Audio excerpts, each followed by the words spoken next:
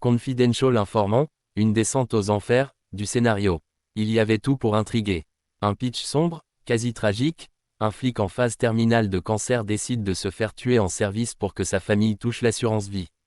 Un casting prometteur, Dominique Purcell, Prison Break, Nick Stahl, Sin City, et même Mel Gibson dans un rôle secondaire.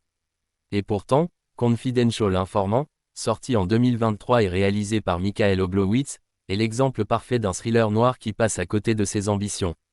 Une idée forte, s'aborder. Dès les premières minutes, le spectateur est plongé dans une atmosphère lourde, presque poisseuse. Tom Moran, Purcell, rongé par la maladie, tente de mettre en scène sa mort. Il fait appel à son partenaire Mike Stahl et à un indique toxicomane pour orchestrer l'opération.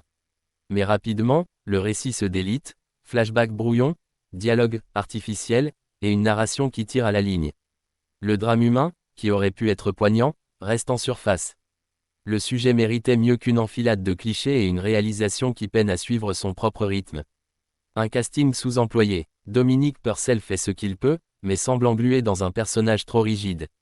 Nick Stahl, pourtant excellent acteur, oscille entre crédibilité et confusion. Quant à Mel Gibson, son apparition ne sauve rien. Pire encore, son rôle caricatural lui a valu une nomination peu glorieuse aux Razzie Awards 2024. Source. La critique ne s'y est pas trompée, Rotten Tomatoes affiche un score abyssal de 0% basé sur 11 avis critiques. Source. Une esthétique forcée. Le réalisateur tente désespérément d'instaurer une tension à coups de filtres sombres, de ralentis inutiles et de cadrage oblique. Ce qui aurait pu être une ambiance néo-noire réussie tourne à la démonstration de style poussive. L'ensemble manque d'âme, comme si l'image voulait compenser un scénario à bout de souffle. Verdict. Confidential informant, est une occasion manquée.